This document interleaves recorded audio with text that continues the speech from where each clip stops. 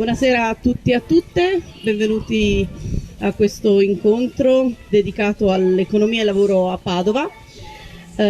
Visto appunto il tema principale, mi preme iniziare con una banalità, ma che non è così banale ormai, è che l'articolo 41 della Costituzione. L'articolo 41 della Costituzione recita: l'iniziativa economica privata è libera, non può svolgersi in contrasto con l'utilità sociale o il modo di recare danno alla salute, all'ambiente, alla sicurezza, alla libertà e alla dignità umana. La legge determina i programmi e i controlli opportuni perché l'attività economica pubblica e privata possa essere indirizzata e coordinata a fini sociali e ambientali. Perché volevo fare questo articolo come introduzione? Perché a volte ci dimentichiamo quale dovrebbe essere il fine dell'economia o di tutto quello che gira intorno ad essa, perché al giorno d'oggi l'unica cosa fondamentale è il profitto, è il libero mercato, è lo speculare il più possibile per un tornaconto per lo più personale. Quindi non c'è più il bene comune, non c'è più la conservazione della dignità, della libertà, della sicurezza soprattutto, ma c'è il far più soldi possibile sfruttando l'ambiente, le persone e anche i beni pubblici. Oggi, per parlare appunto della situazione economica padovana, ho con me Lia Toller, attivista politica, ex docente di diritto ed economia, che fa parte di molti tra i principali comitati cittadini che si interessano di questioni ambientali, diritti sociali e gestione della città. Tania Toffanin, sociologa economica del lavoro e ricercatrice al CNR, e Davide Gualerzi, economista e docente di economia politica all'Università di Padova fino all'anno scorso, che si occupa di sviluppo economico e di studi regionali e di sviluppo locale. Oltre, per arrivare all'oggi, qui a Padova bisognerebbe partire ovviamente dal secolo scorso e in primis dagli anni 50, cioè da quando era sindaco un certo Crescente, che è stato sindaco della città per quasi 30 anni, dal 47 al 70, e in concomitanza dal 57 al 73 anche presidente della ZIP. Questo perché negli anni della ricostruzione e del mutamento urbanistico ed economico della città di Padova, tante furono le cose ideate che andarono a stravolgere quella che era la città, e in primis il piano regolatore degli anni 50 e la fondazione del Consorzio Zona Industriale di Padova, che è del 56. Negli anni 50 l'idea di Padova era quella che doveva essere la Milano del Veneto, quindi un'idea economica e sociale che andava allontanandosi da quella che era la storia di una città artistica, di una città piccola, legata soprattutto piccola nei volumi di una volta, ovviamente non rispetto a quelle che erano le altre città, a quelle che erano appunto le idee della provincia veneta, quindi di una realtà chiusa, provinciale, piccola, ma con queste aspirazioni post seconda guerra mondiale, in cui oltre a una ricostruzione della città per appunto ristabilire tutte quelle che erano state le costruzioni distrutte, anche a una nuova idea economica. E quindi guardandola con l'occhio più critico, uno stravolgimento totale di ciò che era una città in nome di un progetto di sviluppo industriale ed economico che la trasformava non più una città della gente per la gente, ma una città per l'impresa, e per diventare un caposaldo economico italiano, soprattutto nell'idea di un nord-est sempre più forte e dinamico e produttivo. Cos'è successo in tutti questi anni? Tante cose, ovviamente non le possiamo riassumere in questa serata, soprattutto con questo clima un poco accogliente, però io voglio soltanto lanciare delle piccole questioni che saranno poi approfondite dagli ospiti di stasera. Cosa c'è di diverso? Perché nella visione totale della città di adesso l'idea è sempre quella: la città deve essere finalizzata allo sviluppo, a produrre, a essere sempre più performante, dimenticando l'idea appunto che una città esiste se esistono i cittadini, se esistono le persone, se esiste una socialità, che appunto è sempre più dimenticata, perché appunto noi esseri umani esistiamo per produrre o per far parte della produzione, non per goderne. La grande differenza, secondo me, da quello che un po' uno poi può approfondire sulla storia della città, su quello che è stata la ZIP, eccetera, che almeno negli anni 50 si aveva un'idea di futuro, cioè un'idea di qualcosa che poteva espandersi, poteva essere, distruggendo una città e distruggendo paesi interi, perché la zona industriale, per crearla, hanno espropriato terreni, hanno distrutto paesetti tipo Olmo e altri paesi che esistevano nel circondario, che non esistono più, e quindi anche una realtà basata su una violenza in quel tempo, perché negli anni 50 e 60 furono espropriati terreni interi agli agricoltori. Però appunto c'era un'idea di futuro. Adesso c'è come una corsa a sopravvivere, cioè la sopravvivenza. Nonostante le imprese continuano a esserci a Padova, si dimentica appunto quale dovrebbe essere il centro, quale dovrebbe essere la spinta che porta una città a essere tale, ad essere comunque a servizio dei cittadini e non per qualcosa che è al di fuori del benessere del popolo, anche se appunto è sempre più difficile fare un discorso del genere.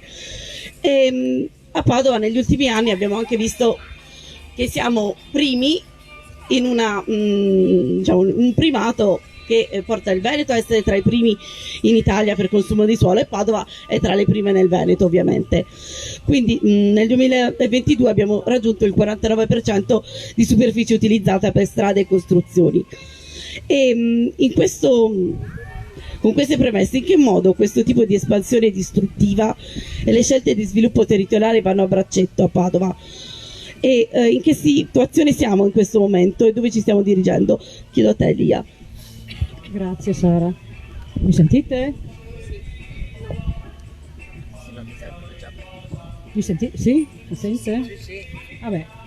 Allora, ringrazio Sara. Il modello di sviluppo urbano che sta percorrendo Padova ormai da anni, perché è una questione sicuramente legata agli ultimi 6 anni, però è una questione che data almeno dalla fine del secolo scorso, voglio dire. Anzi, credo che già a partire dall'affermazione del modello veneto si sia ricavata questa idea di onnipotenza del modello di sviluppo veneto con tutti i suoi aspetti negativi.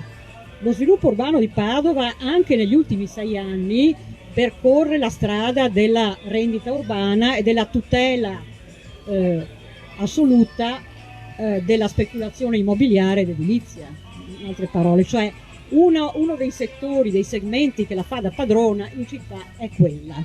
La città, in altre parole, non è più pianificata pubblicamente, è pianificata attraverso accordi pubblico-privato, attraverso perequazione, attraverso compensazioni, cioè il pianificatore pubblico, in altre parole, è eterodiretto da interessi grandi e piccoli, va bene, ma adesso si stanno facendo molta strada anche i grandi, attraverso i quali il territorio è visto essenzialmente come un contenitore da riempire a seconda degli interessi, appunto, quindi senza una visione di città che è pubblica, ma con una visione che dipende appunto da questi gruppi di interesse. Alcuni li conosciamo già e sono quelli che fanno da padroni a Padova da molto tempo, va bene, perché gli interessi immobiliari a Padova ci sono da molto tempo. Poi si stanno facendo strada anche quelli nuovi. Sto pensando per esempio ai fondi di investimento, ai fondi speculativi che stanno, in altre parole, dietro a una serie di progetti che adesso stanno venendo avanti.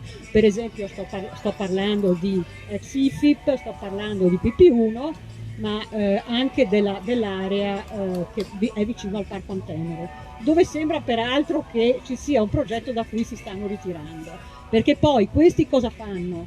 Acquisiscono parti del territorio e dopo li tengono fermi. Li tengono fermi finché non conviene loro procedere con i loro progetti di edificazione. Allora, la città di Padova, lo sanno tutti, io non sto dicendo niente di strano, è una città che ha un livello di cementificazione alto. Tu hai parlato del 49%, stiamo avviandoci tranquillamente verso il 50% in termini di consumo di suolo, e questo, anche se qualcuno in giunta lo nega e dice ma non ci fidiamo, è un dato ISPRA, e l'ISPRA è un ente che è affidabile da questo punto di vista in quanto sforna dati che sono oggettivi. Noi siamo completamente colonizzati dal consumo di suolo. C'è un consumo di suolo attuale e un consumo di suolo potenziale, nel senso che è previsto dall'attuale piano degli interventi. Allora, quello che c'è adesso lo vediamo. La stessa cinta muraria è colonizzata da supermercati, ipermercati, quindi da presidi della grande distribuzione organizzata. Poi abbiamo anche il food, perché c'è anche il McDonald's, e abbiamo residenziale. Il tutto è a ridosso delle mura. A ridosso delle mura cosa vuol dire? Vuol dire che l'economia arretrata, poi tra l'altro, perché il modello economico che viene spinto dall'edilizia è un modello economico che non è particolarmente avanzato, va bene, non ha nessun rispetto nemmeno per il patrimonio storico-culturale della città. Quindi la cinta muraria, fra un po' vedremo che cosa faranno di Prandina per esempio, però di questo non ho più voglia di parlare perché ne parlo troppo, è colonizzata. Ma non è solo questo, cioè in tutti i quartieri quello che noi vediamo sorgere sono palazzine, perché c'è un'inflazione di residenziale, va bene? Questo residenziale è previsto anche in molte tavole dell'attuale piano degli interventi, che secondo la propaganda dovrebbe azzerare il consumo di suolo. Non è affatto vero. Il piano degli interventi attuale non azzera il consumo di suolo, perché se noi guardiamo le tavole vediamo che ci sono molte zone di espansione che si chiamano zone di nuova edificazione e zone di nuova urbanizzazione, poi ci sono anche quelle di rigenerazione e quelle per cui ci potrebbero essere accordi pubblico-privato che contemplano comunque la possibilità di cementificazione. Quindi non è vero, l'azzeramento è un discorso che si fa risalire alla propaganda, e la propaganda purtroppo nelle amministrazioni attuali è come la dea Kali, cioè ha 6 braccia, va bene, però nel concreto la questione è questa. Cosa è successo tra l'altro per quanto riguarda il piano degli interventi? Per dare spazio agli operatori privati, la Giunta ha fatto dei bandi chiedendo prima dell'adozione del piano e dell'approvazione del piano che cosa volessero fare coloro che avevano piani attuativi ancora che erano in scadenza. Questo che cosa significa? Che tutti si sono affrettati a dire sì, voglio edificare, chiaro? Cosa che sarebbe stata fatta, avrebbero dovuto fare dopo, ovviamente, perché chi vuole fare una programmazione pubblica dell'edificazione e dell'urbanizzazione fa prima una cosa e dopo dà ai privati delle linee di sviluppo. Va bene? Esatto. Quali sono le destinazioni d'uso? Allora c'è un residenziale inflazionato, poi c'è il commerciale, ci sono i servizi per il turismo, c'è il direzionale. E qua va fatta una parentesi, cioè il residenziale in una città che ha perso comunque 30.000 abitanti negli ultimi 10 anni è qualcosa di paradossale. Cioè il fatto che noi continuiamo a vedere venire su cubi di cemento, va bene, risponde al fatto che il pianificatore evidentemente ha autorizzato questo. È vero che alcuni piani fanno riferimento alle giunte precedenti, perché io non sto facendo delle differenze, io sto dicendo che c'è una linea di continuità fra questa e quello che c'era in precedenza. Però il fatto che si continui in una città che perde migliaia di abitanti, che probabilmente ne perderà ancora, sembra paradossale. E un altro paradosso è questo, anche dal punto di vista economico, il fatto che è una città piena di case con gente senza casa. Questo è il discorso. Noi abbiamo un problema casa che riguarda numerose famiglie sfrattate che non hanno accesso alla casa popolare o che sono in lista d'attesa, e abbiamo il problema degli studenti. Il problema degli studenti che si vuole risolvere con gli studentati privati è terribile, nel senso che abbiamo una massa di studenti fuori sede a Padova che sono sfruttati dai piccoli speculatori con cifre che vanno dai 400 euro in su per una stanza piccola o una stanza addirittura condivisa, e dall'altra parte qualcuno che crede di poter risolvere, oppure fa credere di poter risolvere questa questione con gli studentati. Allora, gli studentati che verranno, secondo quanto si dice, realizzati nell'area ex IFIT PP1 e anche nell'area che separa via Venezia da via del Pescarotto, e che è un'area della Stanga di cui parlerò anche dopo, sono studentati che fanno riferimento a fondi di investimento, Aston Hill, sono studentati che costano per stanza una media dalle 600 alle 800 euro per stanza. Allora, è una cifra inaffrontabile dalla maggioranza degli studenti che vengono a Padova per studiare. Quindi quando ci si dice fieri del fatto che ci sia un investimento di questo tipo, che in realtà è un investimento speculativo, non si capisce che questo affronterà una parte, una nicchia molto piccola in questa domanda, che è costituita da studenti che hanno la possibilità di farlo. Questo è il discorso. Questo come discorso generale. In altre parole, noi abbiamo una espansione edilizia e della speculazione immobiliare ancora molto marcata, che caratterizza ovviamente un elemento secondo me di arretratezza. Va bene, poi non parliamo del tipo di lavoro che viene fuori da questo tipo di espansione della città. Noi sappiamo che le condizioni di lavoro, i salari, va bene, sono diciamo particolarmente poco tutelati, ma poi più avanti spiegherò anche, per quanto riguarda la zona più marcatamente economica, di che cosa si tratta. Grazie Lia.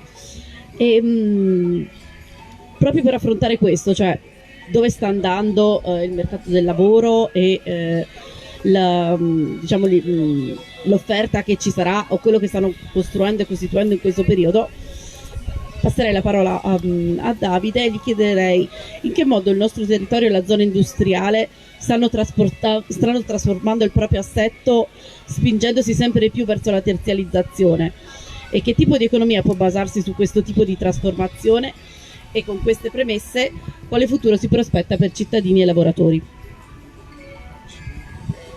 Domande facili. Sulla zona industriale, sente?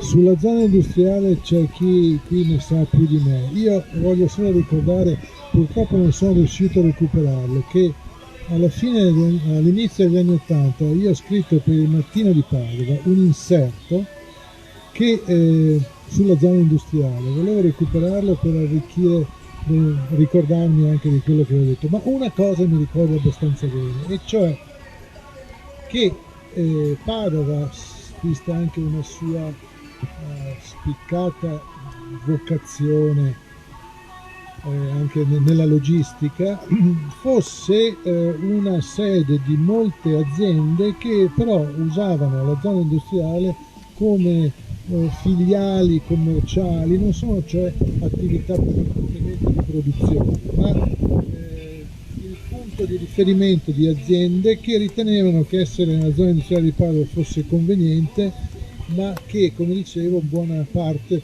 sono attività appunto terziarizzate, nel senso che non era la produzione ma era la rappresentanza. Ora, questa è una cosa che ricordo e che non ho verificato, bisognerebbe vedere qual è la realtà della zona industriale adesso, che attività produttive ci sono, ce ne sono chiaramente, ma io preferirei, visto il tema terziarizzazione e Padova, prenderlo un pochino più in generale, cioè se noi ci domandiamo quali sono i problemi dell'economia, qual è il primo problema dell'economia? L'occupazione.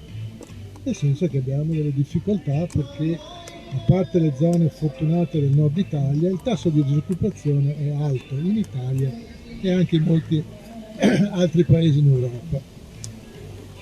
Ma per dare occupazione ci vogliono dei posti di lavoro. Chi offre posti di lavoro? Beh, da tempo non è più la manifattura, ma sono appunto il terziario, cioè i servizi. e quindi via con la storia dello sviluppo trainato dai servizi, che in effetti sono quelli che assorbono occupazione. E Padova rappresenterebbe un esempio di questo tipo di tipo di indirizzo più che altre città del Veneto. Allora, se noi guardiamo i dati sulla manifattura, scopriamo che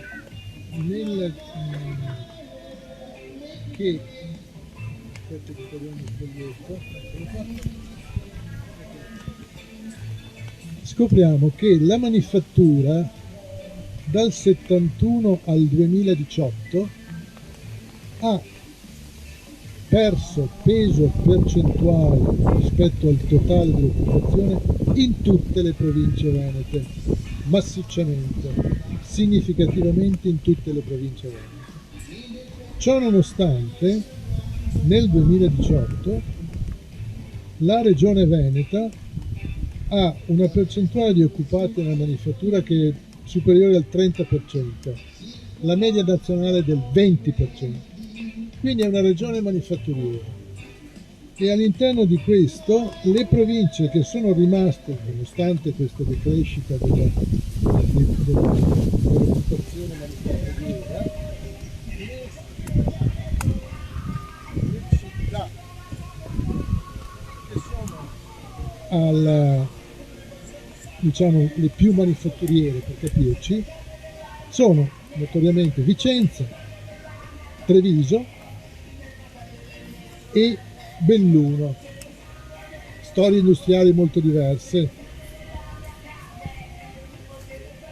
Padova è in una posizione intermedia rispetto a queste, cioè si trova in una posizione che la rende una città dove l'incidenza della manifattura è alta, cioè il 28% dell'occupazione totale è nella manifattura nel 2018 e tuttavia è, ripeto, non la città manifatturiera per eccellenza, non la provincia manifatturiera per eccellenza nel Veneto, ma è una posizione intermedia rispetto alle città più industrializzate dal punto di vista della manifattura, ed è però più industrializzata dal punto di vista della manifattura di Venezia e Verona, per esempio.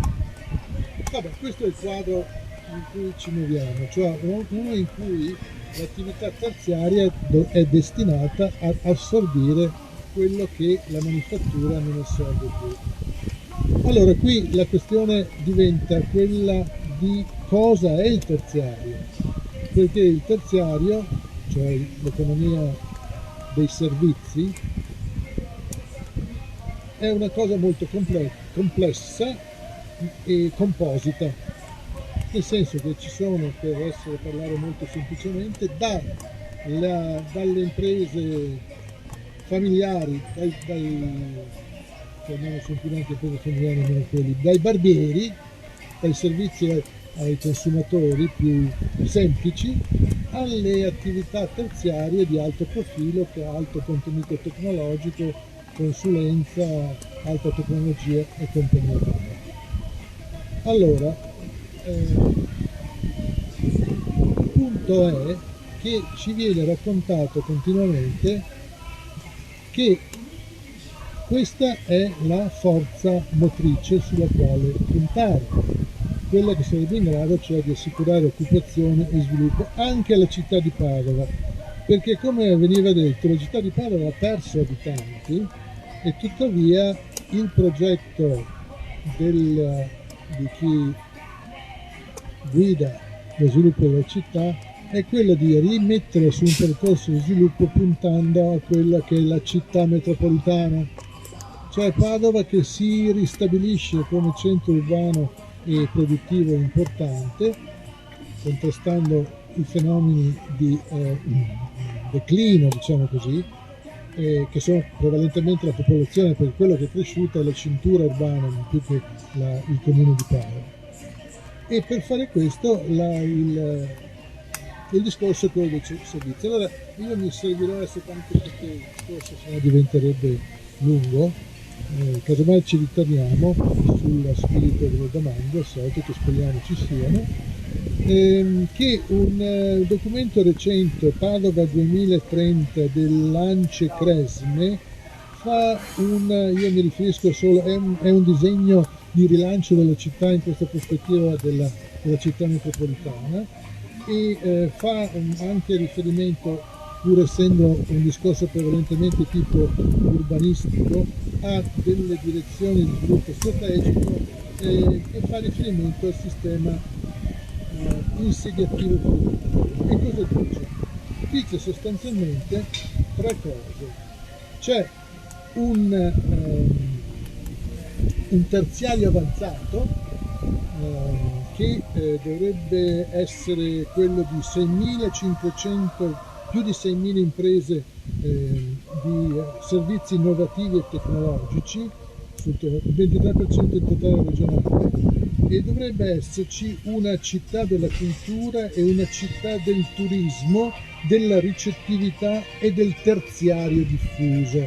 Quindi il terziario che dovrebbe sostenere la città metropolitana, il nuovo sviluppo di Padova, dovrebbe fare riferimento a questi tre punti di riferimento.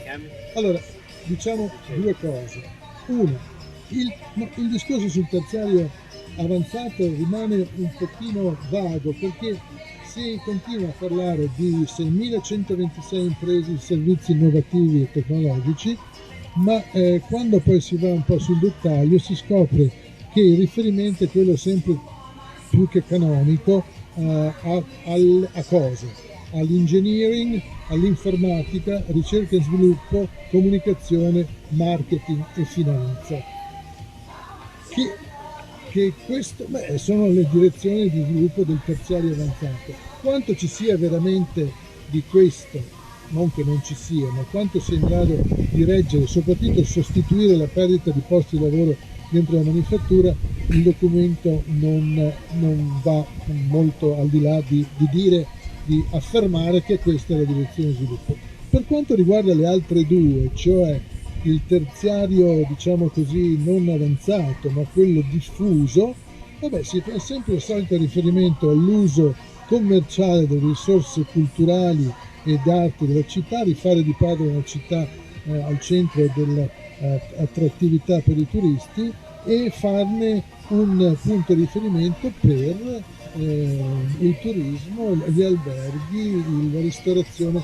E allora, e qui chiudo, il problema, un'altra cosa, chiudo su questo, perché il problema è che col discorso del terziario avanzato si viene a dire che il terziario avanzato richiede alte qualifiche e paga alti salari, ma l'esempio degli altri due settori, per stare puramente alla descrizione senza entrare nella critica del modello di sviluppo, gli altri due settori non è affatto vero che pagano alti salari e che richiedono lavori qualificati, perché il terziario diffuso del turismo, della ricettività, della ristorazione pagano 2 chef, ma pagano anche 10 camerieri, e quindi l'idea di riqualificare il sviluppo tramite servizi si presta a questo tipo di critica. Quello che è vero, e lo confermano i dati sulla provincia di Padova dal 2012 al 2020, è che quello che è molto cresciuto è l'occupazione nel settore dell'istruzione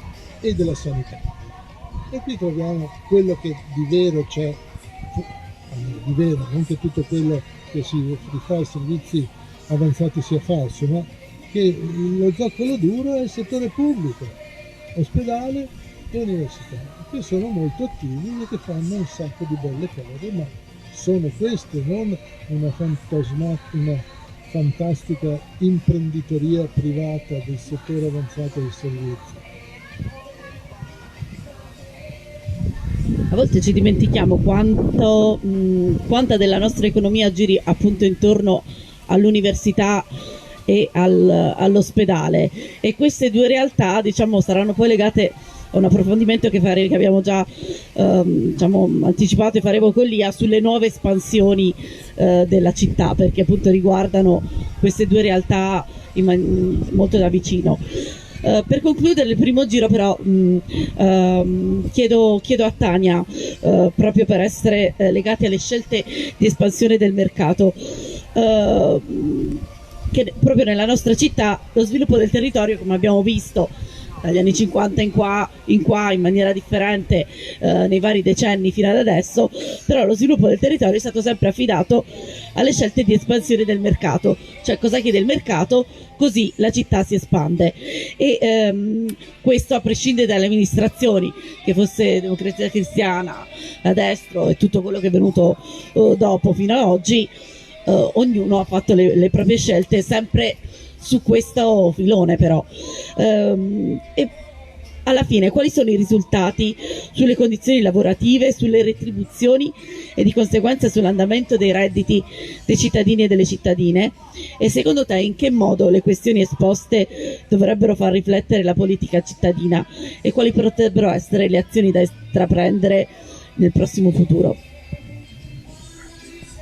Grazie Sara, domande sì che forse ci terrebbero qua per qualche decennio, credo, nel senso che le questioni da mettere a punto sono, no? Sarebbero tante. Allora vado con ordine rispetto alle condizioni di lavoro, no? Allora c'è un filo conduttore importante tra quello che ci ha detto Lia prima e poi quello che ci ha raccontato Davide in relazione proprio alle trasformazioni del tessuto produttivo, no? Nel senso che le scelte o le mancate scelte, no? In ambito urbanistico ma anche di politiche industriali, altra parola magica che non viene mai nominata da molto tempo, no? Nel nostro paese ma anche a livello locale, determinano un certo tipo di lavoro, determinano tipologie di contratti di lavoro. Quando noi parliamo di terziarizzazione, infatti ci riferiamo a un fenomeno non solo complesso, ma a un processo che mette assieme tantissime cose diverse, no? Mette assieme i lavoratori del consorzio FX della zona industriale, no? Dove girano peraltro molti investimenti pubblici, dove girano molte qualifiche elevate, anche retribuzioni elevate, non sempre insomma, no? Però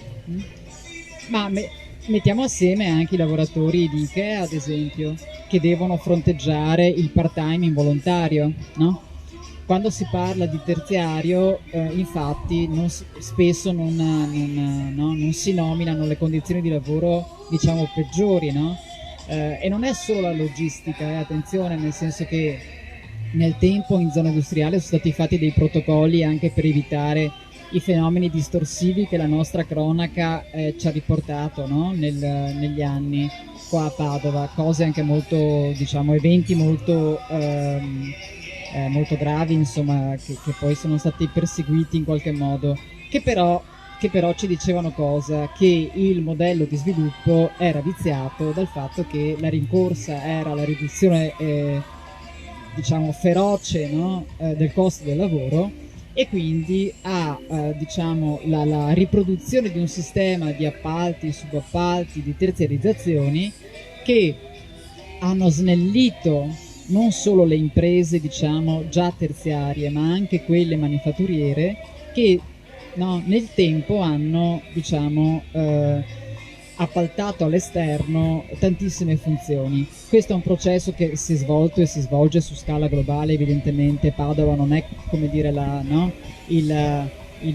l'esempio negativo, no?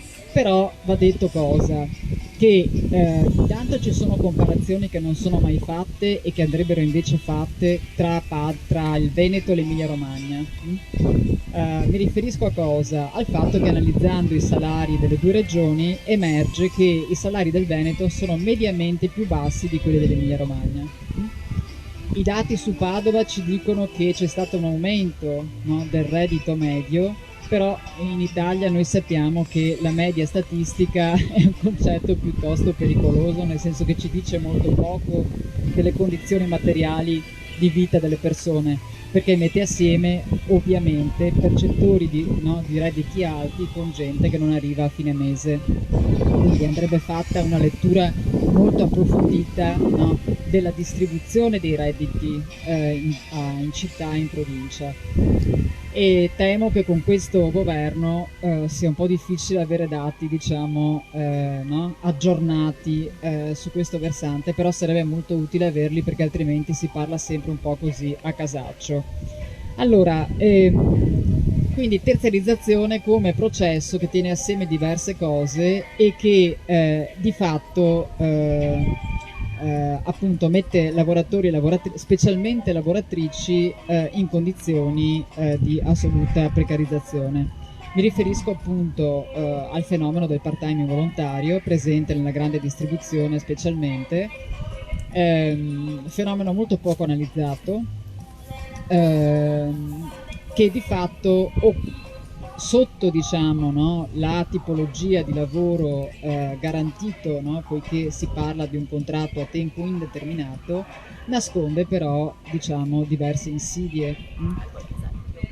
Beh, molta parte del lavoro in Ikea è lavoro a tempo, diciamo, contratti a tempo parziale di tipo involontario. Che cos'è il part-time involontario? Come dice il termine, è un tipo di part-time che il lavoratore non sceglie, no? Potendo il lavoratore, specialmente la lavoratrice, perché viene di solito, no, attribuito, assegnato a donne, potendo scegliere la lavoratrice, come ci dicono le statistiche Eurostat, sceglierebbe un lavoro a tempo pieno. E invece, come dire, è costretta, perché non si tratta certamente di una scelta, è costretta a svolgere un lavoro a tempo parziale. Parliamo però della grande distribuzione anche nella, cioè alimentare.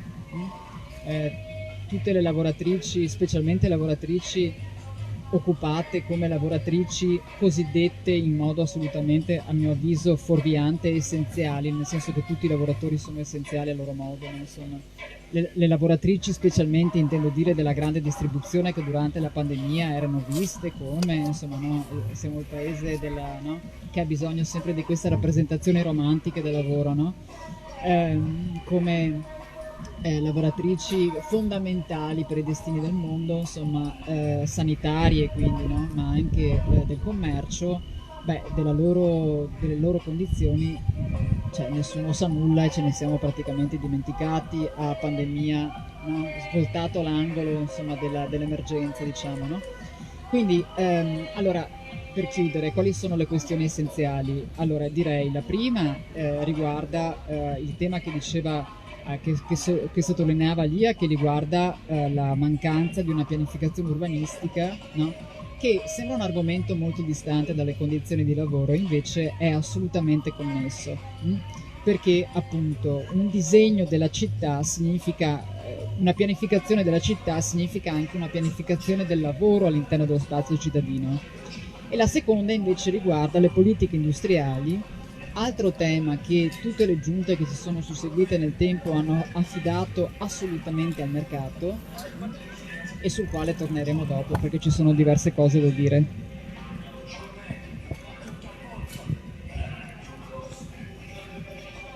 La carne al fuoco, come avete visto, è tanta, ci vorrebbe un focolare anche qui per molti di voi, vi vedo festival, anche noi, io ho già la voce che mi sta abbandonando.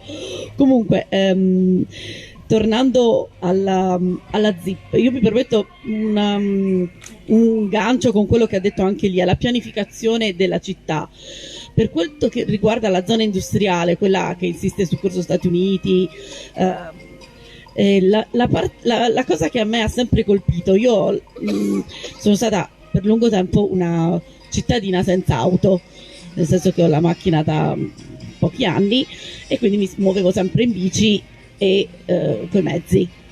La zona industriale è servita malissimo, nel senso che i mezzi pubblici e quindi la pianificazione urbana, cioè a parte anche quello, cioè dovrebbe nella gestione di quello che è il servizio pubblico uno dovrebbe pensare, lì ci lavorano 100.000 persone, ho bisogno di, lì ci lavorano 20, lì ci lavorano 50, ma non c'è assolutamente questa idea, perché l'unico autobus o i due autobus che esistono in quella zona hanno passaggi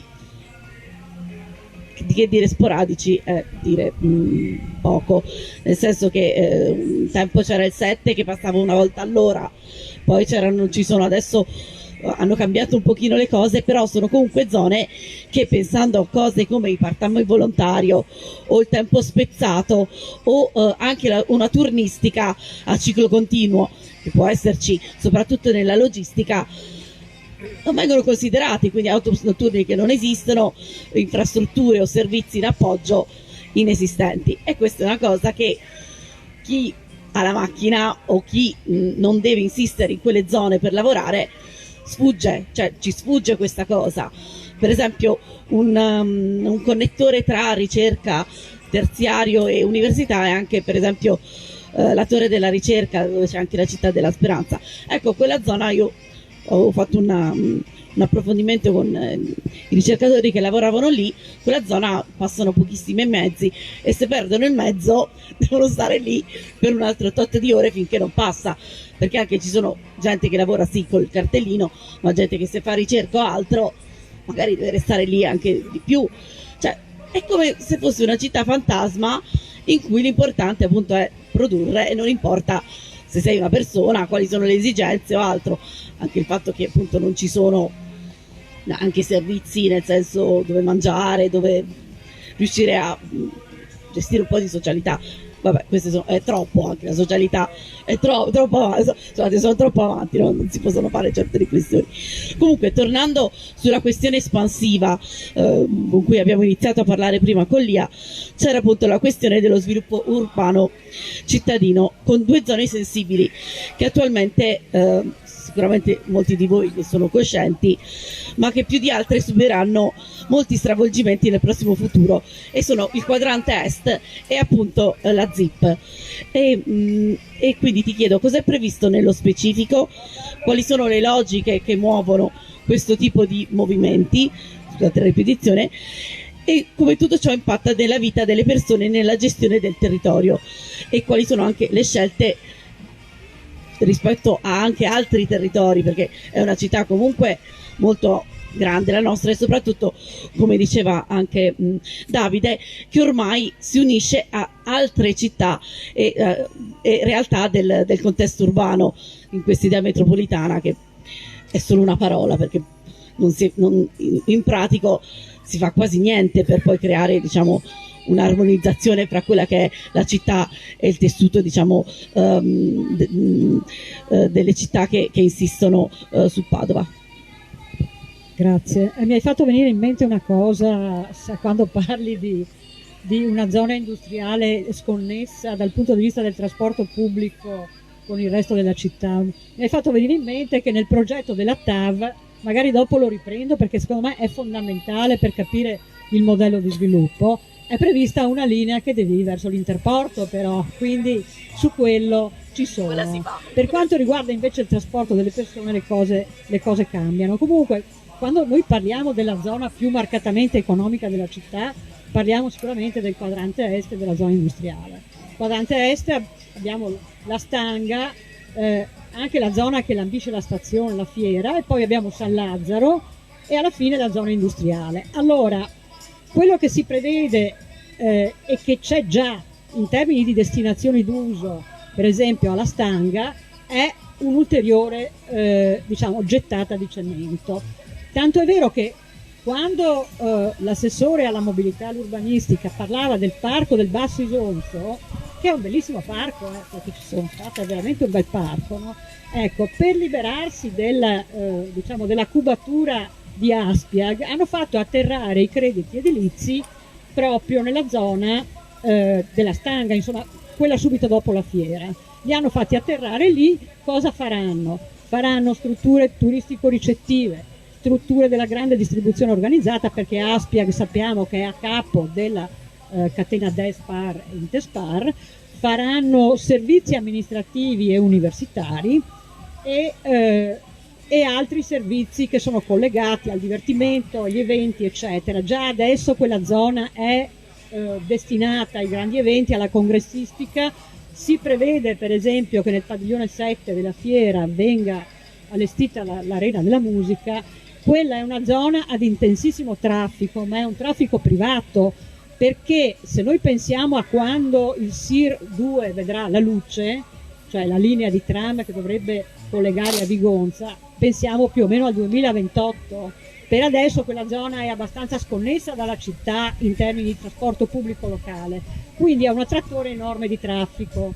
La Stanga è comunque un quartiere anche residenziale, è un quartiere comunque che si continua a riempire di cemento e che sempre, guardando al piano degli interventi, io ripeto, non sono un urbanista, sono un attivista, però le tavole ti dicono C2, cioè ti parlano di determinate destinazioni d'uso che riempiranno quella zona non di autobus, non di mobilità pubblica, non di verde, ma toglieranno anche il verde residuo. Se ci spostiamo a San Lazzaro, che è la zona adiacente al futuro nuovo ospedale, va bene, quello che vediamo è questo. Allora, il verde residuo, perché c'è molto verde cresciuto spontaneamente in quella zona, verrà totalmente abbattuto per far posto, sì, poi c'è il lago dall'altra parte, per far posto non solo al nuovo ospedale che per inciso sorgerà in una zona estremamente impermeabilizzata, ma a tutto quell'indotto di servizi, di commercio, di centri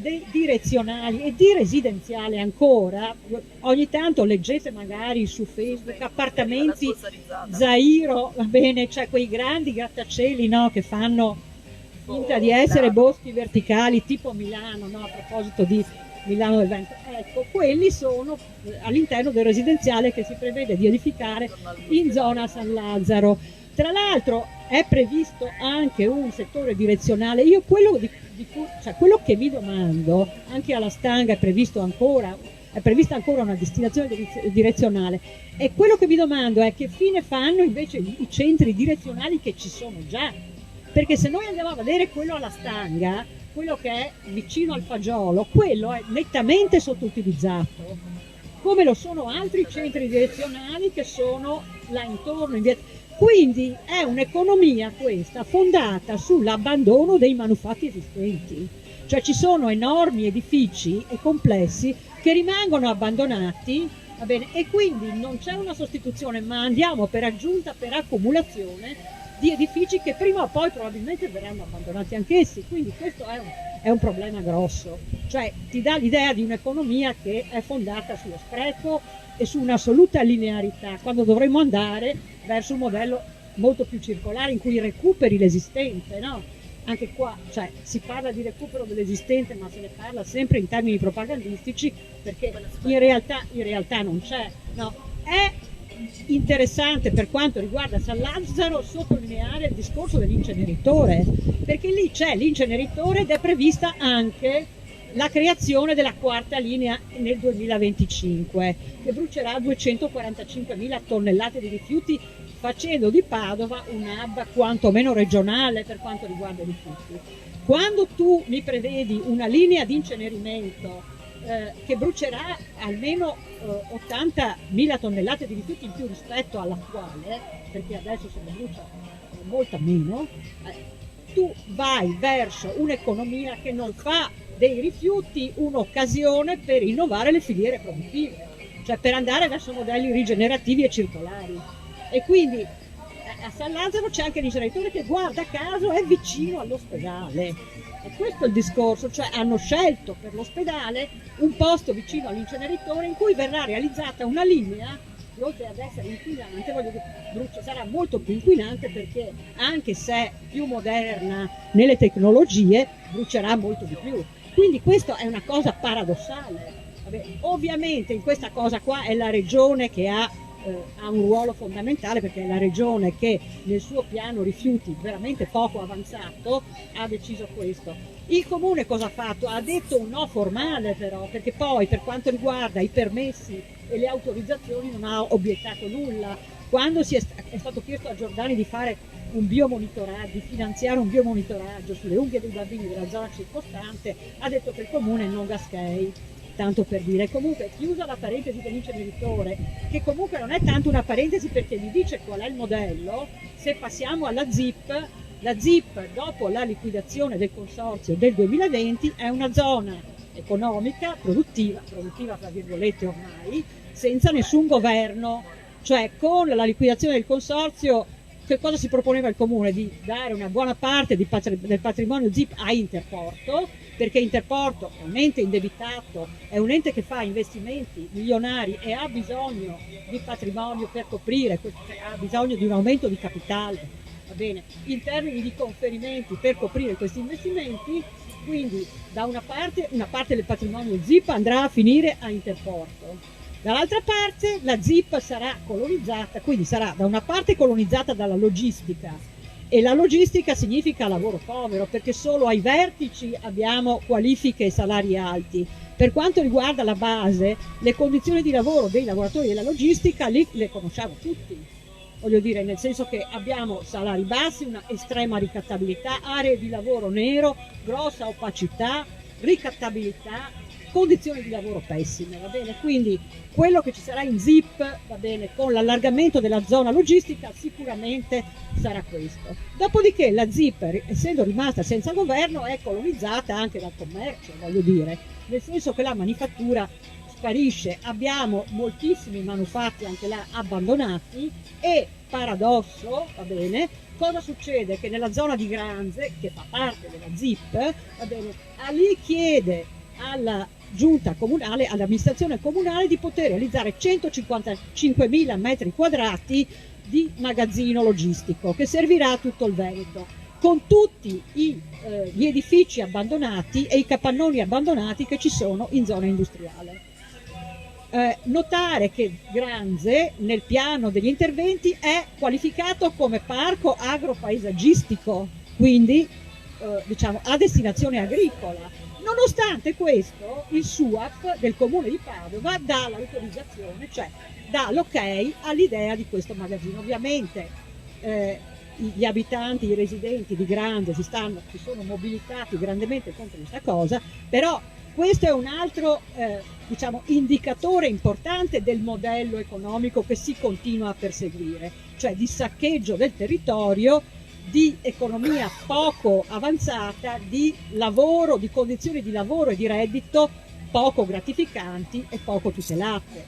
Cosa si poteva fare in ZIP? Era ovvio che se si vuole innovare un modello economico si va verso modelli circolari, rigenerativi. Voglio dire, in ZIP ci sono anche dei centri di raccolta della Acegas APS, voglio dire, cioè là si potrebbe fare dell'economia dei rifiuti un'occasione per trattare in modo diverso le filiere, per inaugurare in modo sostanziale un'economia del recupero, va bene, un'economia della riduzione dei rifiuti, un'economia del riciclo dei rifiuti. Però tutto questo non è possibile, nel senso che la vocazione di ZIP è ormai abbastanza chiara, insomma, cioè quello che c'è è un caos, voglio dire un'anarchia, l'anarchia di mercato, un modello, ripeto, neoliberale che è low cost dal punto di vista del lavoro, decisamente, ma che ha costi molto elevati in termini ambientali ed economici, certo, cioè voglio dire, e questo un comune, una camera di commercio, una provincia che hanno proceduto alla liquidazione del consorzio lo sapevano bene, ma evidentemente appunto sono diciamo, guidati da un altro tipo di visione delle cose, appunto, che è affidata al mercato, ma un mercato che appunto ci dà alla fine non produzione ma distruzione delle risorse, perché questo è il problema. Grazie. Grazie a te, Lia. Diciamo che lo scenario, come avevamo premesso, non è dei migliori, nel senso che se non...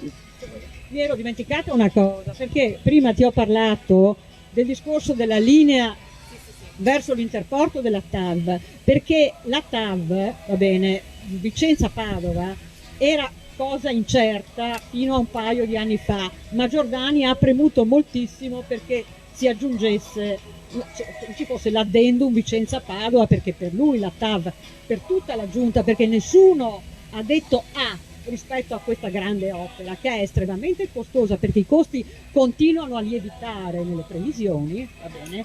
Per fortuna deve ancora iniziare perché stanno distruggendo Vicenza intanto. Ecco, ci sarà la linea fino all'Interporto, perché? Perché ovviamente si parla di trasporto merci e si fa passare questo discorso qua come una riduzione del trasporto merci su gomma, non è niente vero. Allora l'allargamento della zona logistica vorrà dire un incremento del trasporto merci su gomma. Bene, esatto, il discorso della TAV si aggiunge e basta.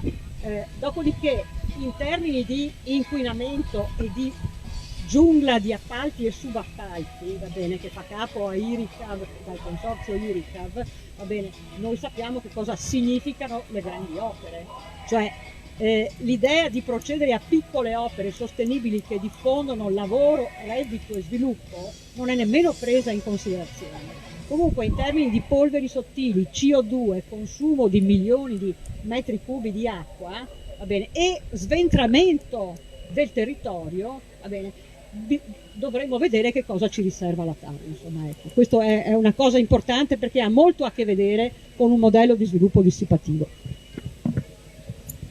L'ultima chicca, così per stare più sereni tutti quanti. No, ma hai ragione Lia, cioè non è che non le dobbiamo dire, se non le diciamo in questi consessi sono cose che per lo più passano un po' sotto silenzio, perché appunto una linea di alta velocità creata solo per le merci, pensando di sopperire alle ruote, quando sappiamo che l'indotto del Padovano, e parlo appunto della manifattura di cui parlavamo prima, non è a Padova, non è nell'interporto, ma è nell'Alta Padovana, nella bassa verso Monselice. È ovvio che se tu fai un grosso punto di snodo nella ZIP, poi ci dovranno essere i camion che vanno sulla Statale del Santo, che vanno sulla Conselvana, che vanno verso il Piovese. Cioè non è che se un trasporto ad alta velocità arriva in un punto, finisce lì e muore lì. Cioè, è da stolti anche pensare che questa cosa possa risolvere il traffico, la densità di mezzi su ruote. Io appunto occupandomi di metalmeccanica, poche sono ormai le aziende grosse che insistono in zona industriale a Padova. Le più grandi che abbiamo, appunto parlo del settore agricoltura, nell'Alta Padovana. Poi ci sono varie aziende ovviamente anche terziario avanzato che esistono nella bassa, o comunque la Komatsu a Monselice. Cioè credere che Padova sia l'unico posto dove si produce, questo ormai, o dove si produceva, contando l'abbassamento appunto, della manifattura, come ci diceva Davide, è un po' non confrontarsi coi dati, e questa è una cosa che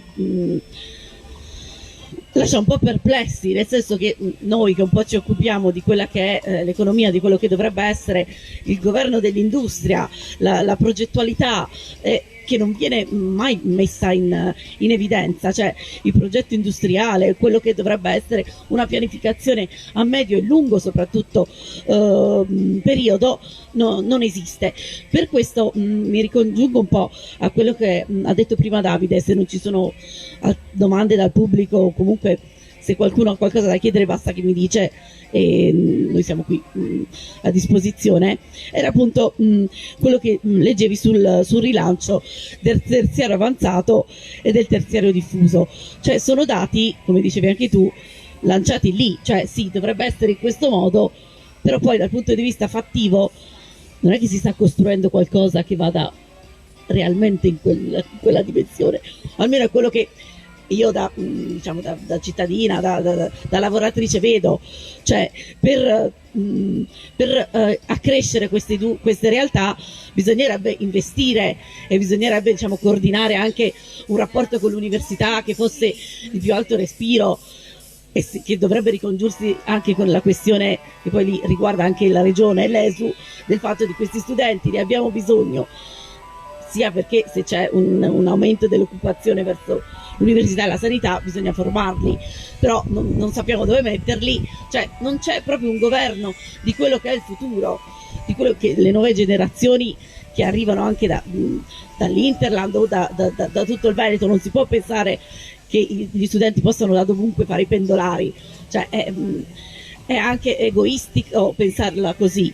Comunque ritornando a noi, al terziario avanzato e al terziario diffuso, cioè in che modo si può arrivare a attuarlo?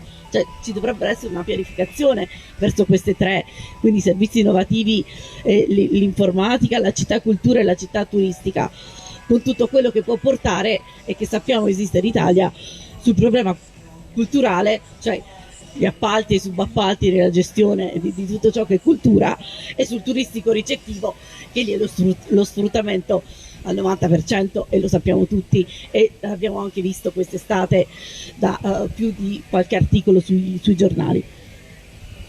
Lo so che è una domanda, però te la butto lì. Ma io vorrei sapere se siamo stati abbastanza chiari, se qualcuno ha qualcosa da aggiungere.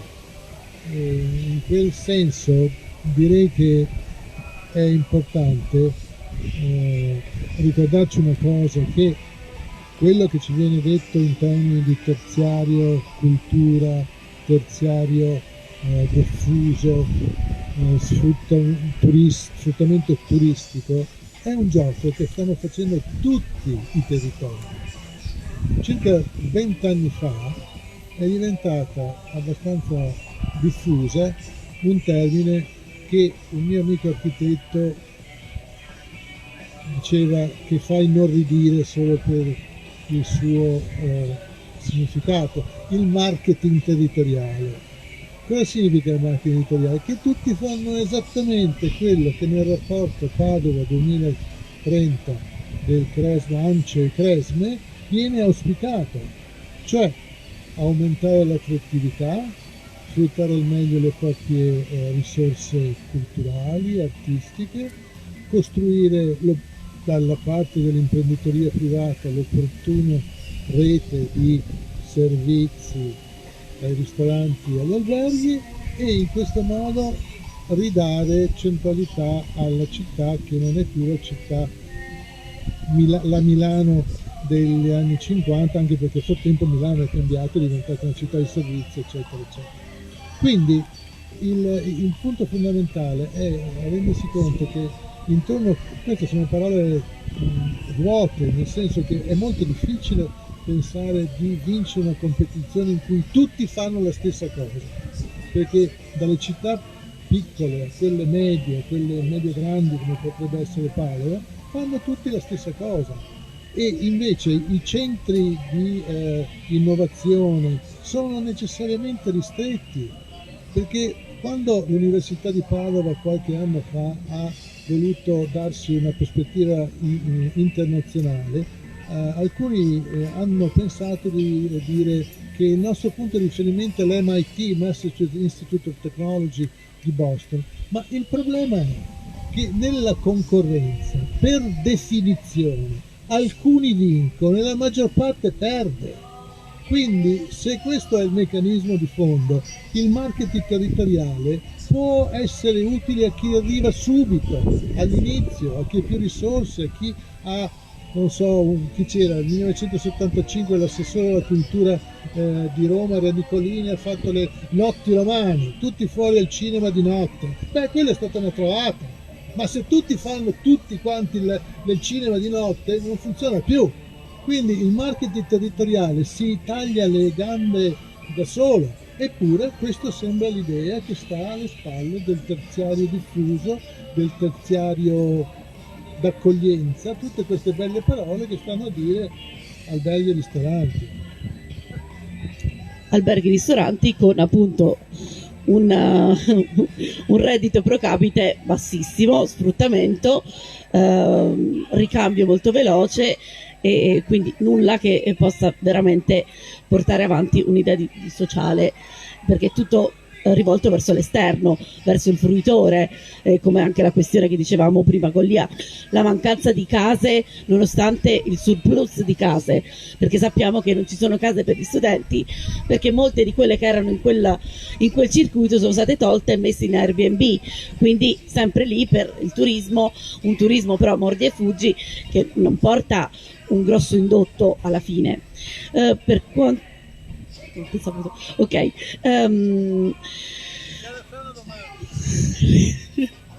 allora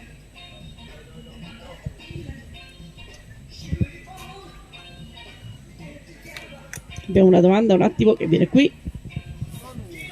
Sì, la prima di tante. Allora, Davide ha accennato alla questione dell'università e dell'internazionalizzazione. Quando io ho studiato a Padova, Padova era molto avanzata nell'internazionalizzazione. Avevamo centri studi di tutte le università, soprattutto quella della California dove ho studiato io. Adesso Bologna ci ha scavalcato, ma alla grande proprio, cioè la competizione universitaria si è abbassata. Io faccio un discorso che sembra a questo punto del dialogo veramente assurdo, ma è il livello dell'Università di Padova che si è abbassato. È questo sistema di arruolamento dei docenti che ha portato a un abbassamento notevole della qualità della didattica, e lo dico io che ci ho insegnato. È una questione che stiamo andando avanti con i numeri e con un certo tipo di discorso che si riempie la bocca appunto del marketing e questo, però non ragiona su quello che è la qualità delle cose. Quando tu perdi la qualità dell'università non vale più niente, cioè puoi fare gli 800 anni ma non è più l'Università di Padova che era 20 anni fa, 30 anni fa. Un altro punto è, parliamo delle case per gli studenti, ricordiamoci che c'è un corpo docente che non trova casa a Padova e che si deve servire degli alberghi. Ricordiamoci che è una città molto inospitale. Ripeto, a Bologna c'è una foresteria piuttosto anche in una posizione ottima, eccetera, eccetera, per l'università. Da noi non si è pensato di sviluppare qualcosa anche per aiutare i molti docenti da fuori che vengono, e c'è una situazione che riguarda proprio questa cosa delle abitazioni. L'anno scorso mi è capitato di aiutare due giovanissimi indiani, marito e moglie, che venivano a frequentare il master a Padova. Non siamo riusciti a trovare una casa. Non c'è stata un'agenzia, appena li vedevano questo colore un po' scuretto, così, due ragazzi ricchi indiani, perché è chiaro che questi che si muovono, eppure non gli hanno dato la casa. Questi ragazzi sono andati a Mestre e hanno fatto i pendolari.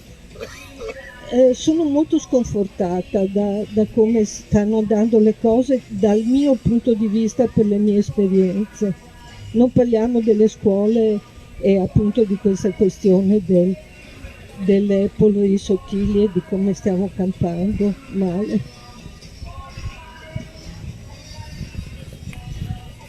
Sicuramente sì, il voler puntare sulla internazionalizzazione e perdere di qualità, ma soprattutto l'anno scorso c'è stata la questione che molti studenti internazionali sono dovuti tornare a casa, cioè, o appunto trovare stanze o case in estrema provincia, ad Abano o in altri comuni, perché Padova non offriva residenze sia a studenti stranieri, perché poi c'è anche lo stigma di chi appunto non è del pantone giusto, e giusto secondo un certo tipo di proprietari, e andando a perdere studenti stranieri, studenti fuori sede, si va ovviamente a impoverire. Sicuramente secondo me qui manca un governo anche coordinato tra università e città, cioè comune e rettorato dovrebbero riflettere insieme, ma non lo fanno, lo sappiamo. Io farei la mia ultima domanda a Tania, poi se c'è qualcos'altro ovviamente siamo qui. Volendo un po' concludere, la politica cittadina, in questo caso anche legata a quella che è l'università, il futuro della città, come dovrebbe, cosa dovrebbe dedurre dalla situazione attuale, come si dovrebbe riflettere per quello che è il futuro, e soprattutto quali dovrebbero essere le azioni da intraprendere, che sembrano banali, cioè a me verrebbero da dire 3-4 idee, ma sono le mie e sono soprattutto portate ha un'idea che penso sia chiara di un investimento sul bene comune e non sul libero mercato, però non sono così banali, se no sarebbero state fatte. Allora, riprendo l'intervento appunto i quesiti, le riflessioni della signora sull'università, no? Allora, università e azienda ospedaliera sono le due, no? Un tempo si direbbe Fiat, no? Ma comunque, no? Le due grandi imprese della città, sulle quali in realtà si giocano i destini del territorio, insomma, no? E appunto condizioni di lavoro che di fatto non sono monitorate, insomma, penso all'università, insomma, che conosco più da vicino. Sì, ecco, certamente viene da dire che Padova continua, no, dagli anni 50 a candidarsi non tanto ad essere Milano del Veneto, o forse anche sì, ma insomma comunque ad in qualche modo a giocare, no, a livelli internazionali, senza avere però potenzialmente anche le carte, ma poi serve un disegno, no? Per contro, l'idea che mi sono fatta è che invece su tutti i piani che un po' abbiamo velocemente analizzato, insomma, no, l'affidamento sia al libero mercato, no? Per cui studentati sui quali no, piani a divenire, ma insomma senza un reale monitoraggio dei bisogni, no? Dei fabbisogni presenti nel territorio. Non solo giovani che vengono da altre parti del mondo devono rinunciare a borse di studio, penso a casi legati a borse di studio Erasmus ad esempio, no? Ma anche docenti che fanno le supplenze, no? Che vengono dal sud perché non trovano altro e devono ritornare a casa perché spenderebbero di più, no? In soldi per l'affitto rispetto a quelli che poi pigliano a fine mese, no? Allora io credo che questo sia abbastanza scandaloso, no? Nel senso che di fatto, specialmente in riferimento al fatto che l'Università di Padova, insomma, no, si appresta a festeggiare i suoi gloriosi 800 anni. Allora, manca in toto il dialogo con il territorio, nel senso che probabilmente c'è per alcune facoltà che hanno però interessi consolidati, insomma, no, penso ingegneria e medicina, ma tutto il resto è assolutamente, no, estraneo, non da oggi, insomma, no? Allora, quello che manca in realtà sono le idee, nel senso che manca un progetto politico alternativo per la città. Nel tempo si sono costruiti, diciamo, blocchi di resistenza, mi viene da dire, no? Rispetto a molte attività speculative della città, però di fatto non c'è una capacità, Padova per carità, come nel resto poi d'Italia, insomma, no? Di aggregazione in qualche modo, no? Di un fronte di resistenza rispetto a tendenze generali, insomma, no? Che vanno dritte verso un modello di sviluppo assolutamente affidato al mercato, che riesca non solo a frenare, no? questo andazzo, viene da dire, no? Ma a proporre un altro modo di stare all'interno del perimetro della città. Banalmente, si lavora per produrre cosa a Padova? Cosa si fa in zona industriale? Si spostano pacchi? Si lavora per la fusione nucleare senza però capire cosa resta per la città di tutto ciò, no?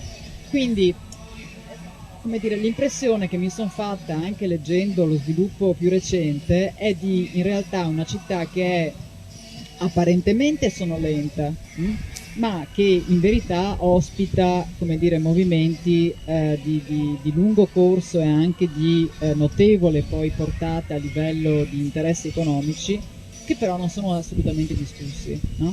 Quindi da un lato c'è l'esigenza assolutamente di riattivare un sistema di partecipazione politica che è stato totalmente come dire, messo a tacere.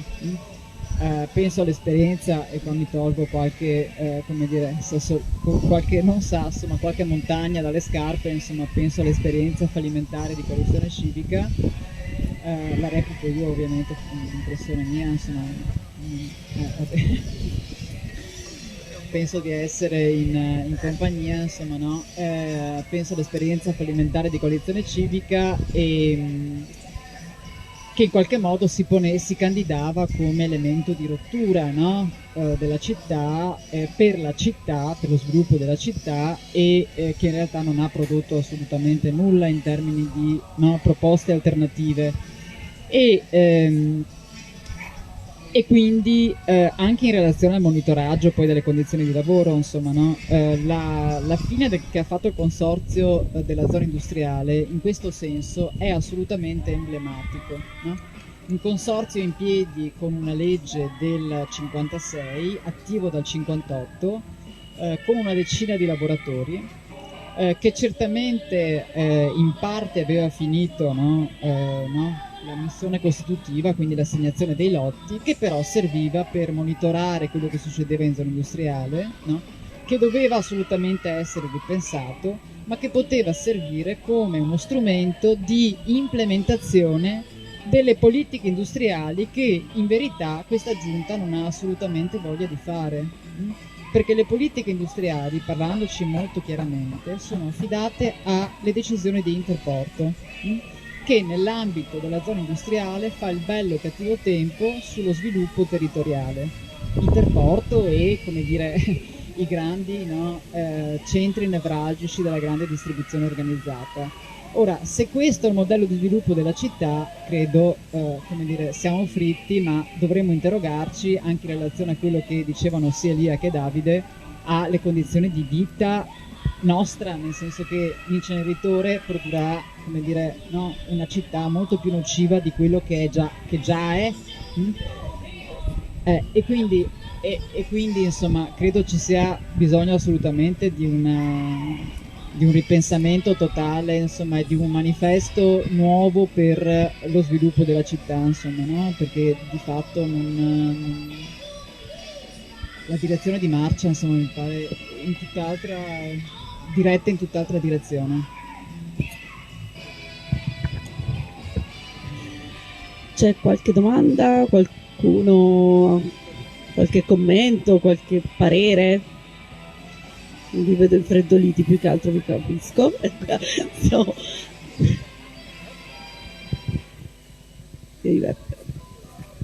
Veloce, velocissimo e in chiusura. Intanto ringrazio a nome della segreteria provinciale di rifondazione le compagne e i compagni che hanno affrontato un calo di temperatura di 20 gradi rispetto a ieri, che dà un'idea di altri problemi che non sono sconnessi da quello di cui stiamo parlando.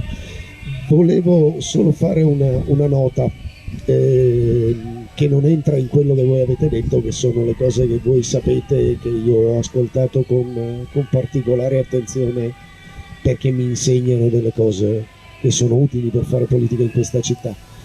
Vorrei aggiungere però che il quadro è un po' più ampio, nel senso che il problema degli studenti, io sono stato uno studente di questa università, ai tempi miei gli studenti erano già un corpo estraneo, un fattore di speculazione sul costo degli affitti, un corpo estraneo rispetto alla città che doveva soltanto lasciare denaro in questa città, ma non aveva nessun servizio da questa città. Non è che oggi mancano gli autobus notturni, mancavano 30 anni fa quando io andai a chiedergli a quello che ancora non era il sindaco Zanonato e vabbè, la risposta fu nulla. Ma il problema di questa città è che i due grandi proprietari immobiliari qui sono l'università e la Chiesa Cattolica, che nessuno mai nomina, e che il mercato è drogato dall'esistenza degli studenti, ma è assolutamente inaccessibile. Io conosco un ragazzo che è venuto avendo vinto un concorso, non uno studente, non un migrante, un ragazzo italiano ha vinto un concorso, vive in una stanza di 15 metri quadri e paga 450 euro al mese per l'affitto di quella stanza. Questi sono i livelli, e questo significa che in tutto quello che avete detto, per esempio, non sono previste né edilizia popolare, eppure gli sfratti ci sono, ebbene lo sappiamo noi allora scusatemi, ma lo ribadisco, e non esiste, cioè si parla di una città che non produce più nulla, l'avete detto voi, che non è in grado di assorbire nemmeno i lavoratori di cui ha bisogno, né stranieri né italiani, e che non prevede nessun tipo di soluzione intanto abitativa e poi sociale, come più volte hai ribadito tu, in cui secondo me, al di là delle responsabilità dell'amministrazione che sono storiche e comprovate, forse anche l'università andrebbe un tantino messa più sul banco degli accusati, perché non c'è, come dire, l'università si occupa di se stessa, non gliene importa nulla non solo agli studenti ma neanche nella città. Io vi ringrazio comunque per quello che ci avete dato. Grazie a te, grazie a tutti quelli che hanno resistito in questa oretta faticosa dal punto di vista climatico, e grazie anche a chi ci ha seguito da casa. Grazie a tutti. Adesso vi brullè per tutti.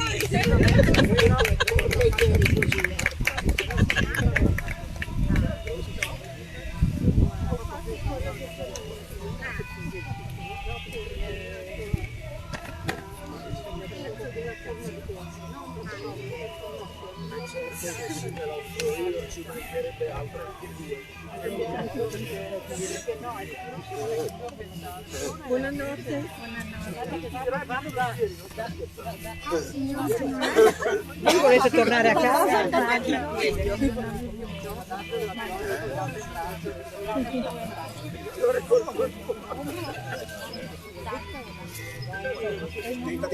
Cosa c'è?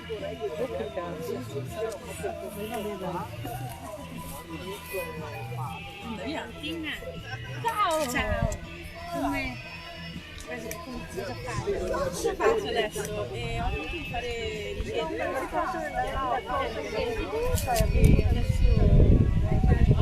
Adesso ho messo 3 ore solo per fare ricerca che ho e